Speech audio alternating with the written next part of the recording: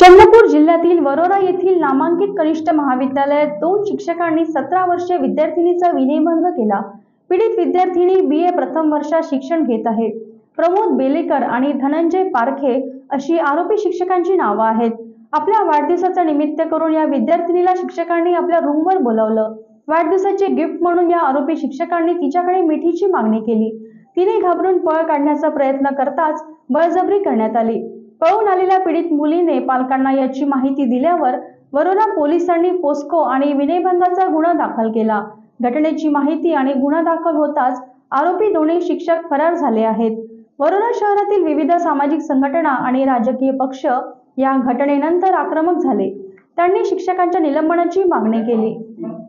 मनसे, भाजप, बजरंग दल या पक्ष संघटनांनी या घटनेविरोधात आंदोलन करून आरोपी शिक्षकांविरोधात कठोर कारवाईची मागणी केली आहे।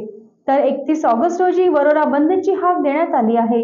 या संदर्भात आंदोलक डॉक्टर सागर वझे यांनी लाईव्ह चंद्रपूरला दिलेली माहिती। वरोरा शहरातील लोकमान्य विद्यालय येथे एक दुर्दैवी घटना घडली।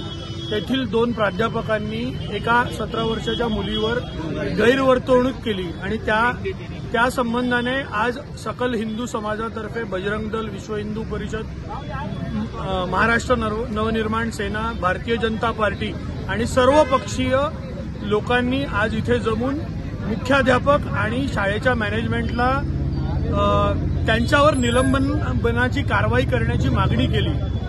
आज तरी त्यांच्यावर निलंबन केलं गेलं असं मॅनेजमेंटनी आम्हाला लेटर दाखवण्यात आलं आहे। पण जोपर्यंत या नराधमांना अटक होत नाही तोपर्यंत सर्व पक्षीय हे आंदोलन चालूच राहील अशी मी सगळ्यांना विनंती करतो आणि सगळ्या समाजांनी या आंदोलनामध्ये सहभागी व्हावे आणि नराधमांना कठोर कारवाई पोलिसांनी करावी अशी मी त्यांना विनंती करतो।